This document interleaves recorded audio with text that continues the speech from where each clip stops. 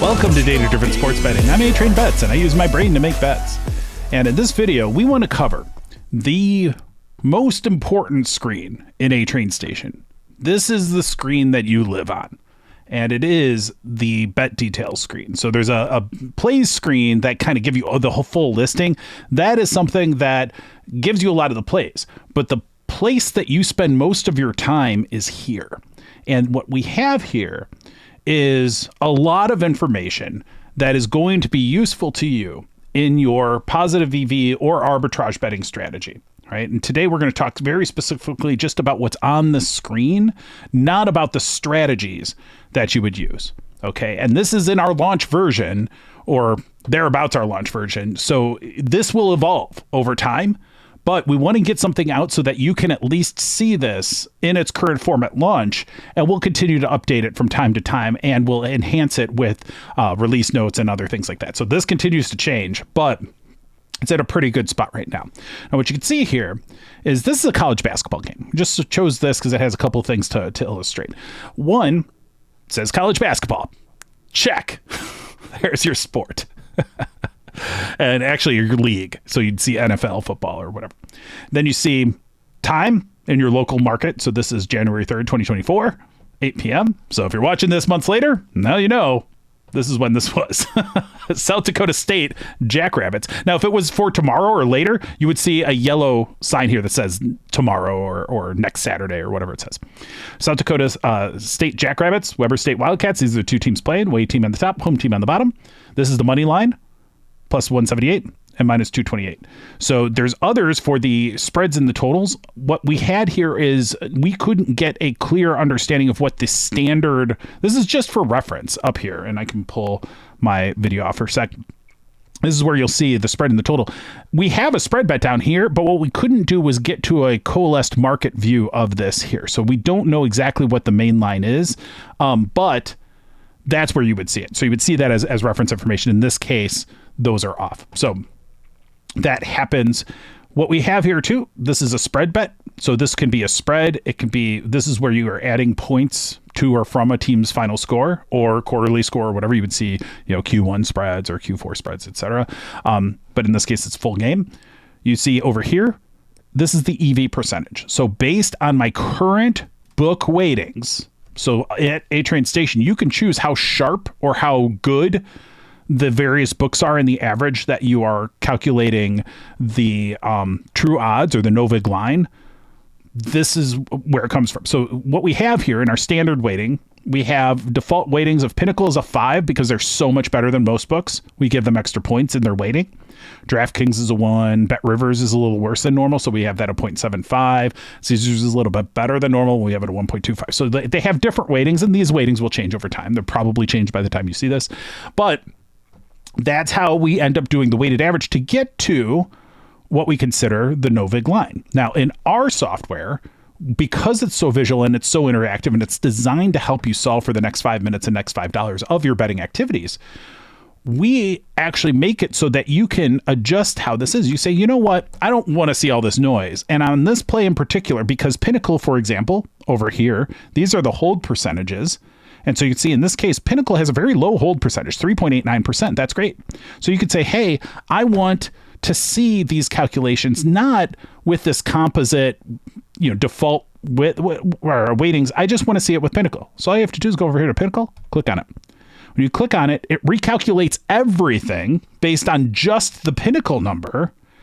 And it shows us this dark gray area being the average odds range that leads to this no-vig line. In this case, it matches Pinnacle because Pinnacle is all we're using now. If we can go back and say, okay, before it had a wider range because we're pulling in more numbers into that average. That average is at 107.2. If we go back to Pinnacle, it's at 110.2. And we could say, you know what, that's what we want to use here. So we can just say, all right, that's how fast you can go back and forth or look at different ones or whatever. Say, you know what, maybe we could use Caesars, even though that would be insane to do in this particular circumstance.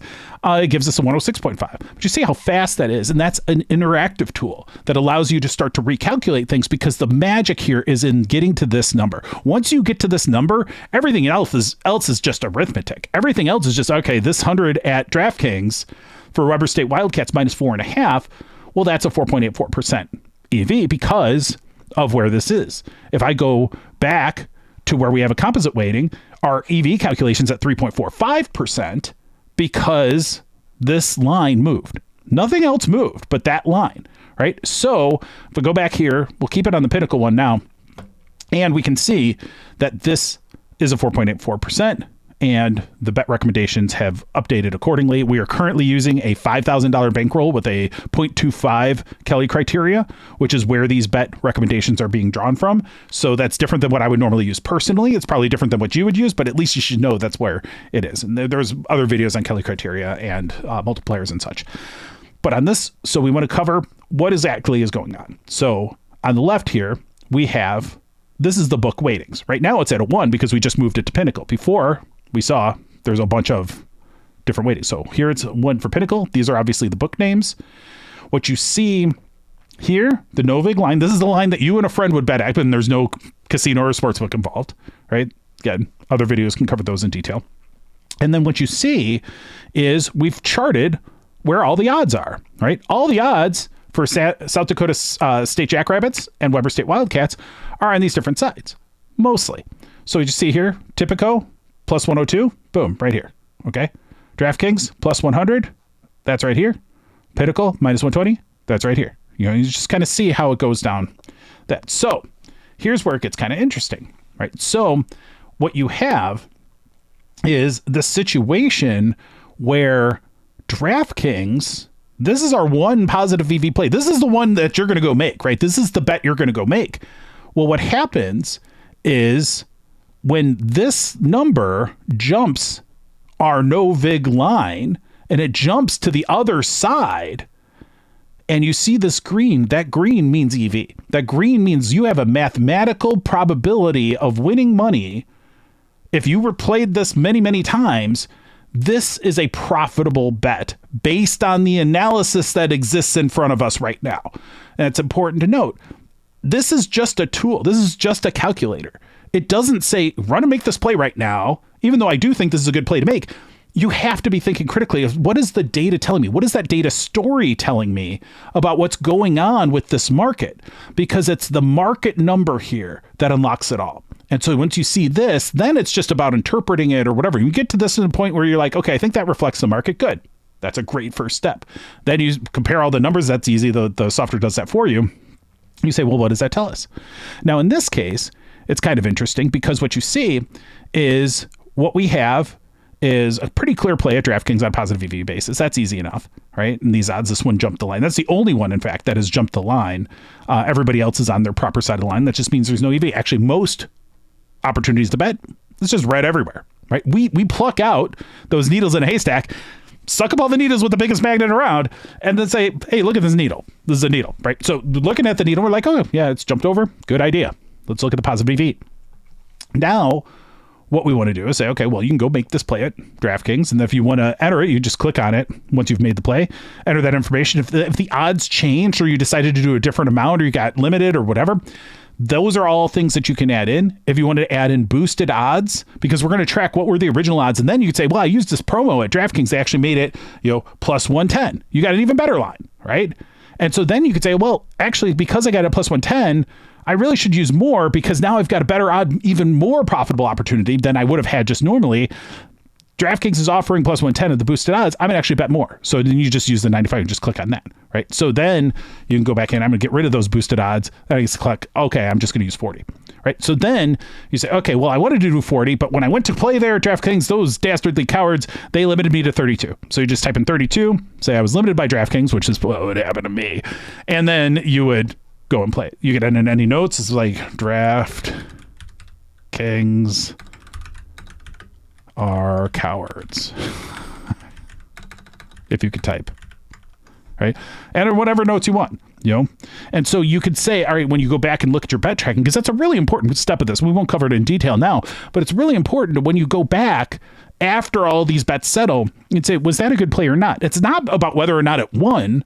It's about, did I analyze this correctly? Is there something that happened afterwards that might tell me I analyzed something wrong? Because that's what you want to do. Is you want to improve your process. The individual outcomes are what they are. People are playing a sport. stuff happens. Somebody trips over their shoelaces and all of a sudden the game's a totally different outcome. You can't control for that. All you can do is look at these edges and say, okay, am I analyzing the market the right way? Am I analyzing the situation the right way? And if so, then you know you have a good play. Right. So we track it here. You can get all that information in there. Obviously, I haven't bet it, so I'm just going to hit cancel right now instead of safe bet.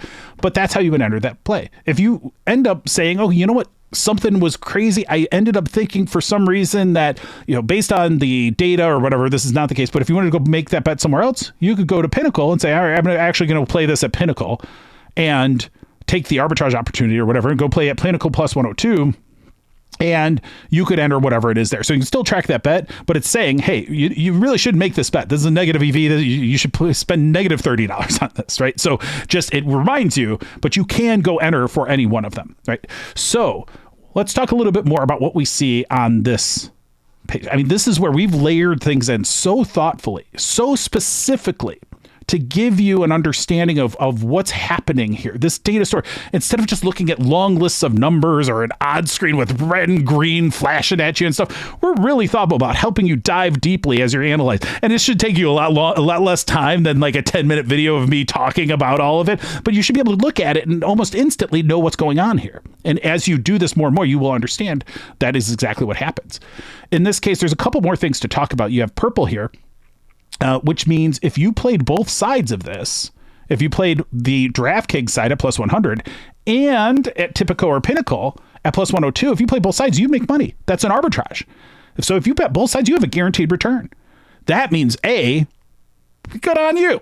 You guaranteed yourself some profit in sports betting. But more importantly, B, is that if you know by playing both sides, if you see purple, that means mathematically at least one side of this has to be a positive expected value play, because, I mean, that's how you get to playing both sides and having a net profit, right?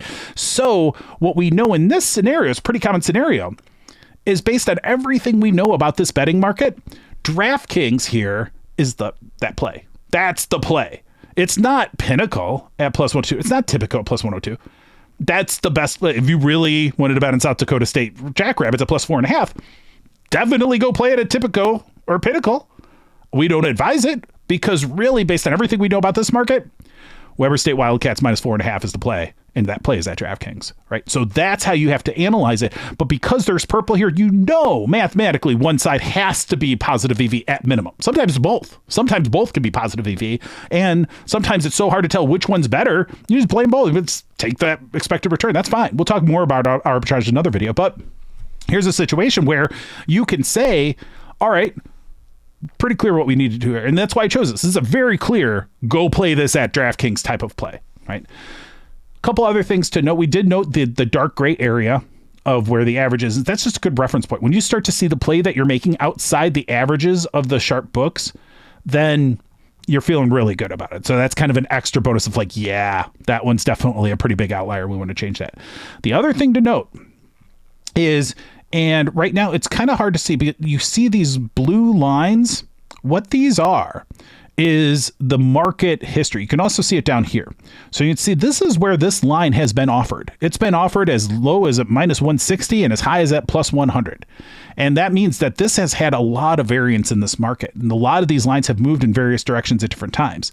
What we do see, though, is that Pinnacle tends to be much further to the right over here than DraftKings has moved much further to the left. Now, could DraftKings know something more than everyone else? It's possible. It's possible. I don't think it's particularly likely. And that's why part of the reason why I think it's less likely is that DraftKings is also rocking a pretty high hold here. So these numbers are hold. This is how much the sports book is charging to offer these lines. So this is 30 points apart, or a width of 30, which is what these numbers are over here on the right.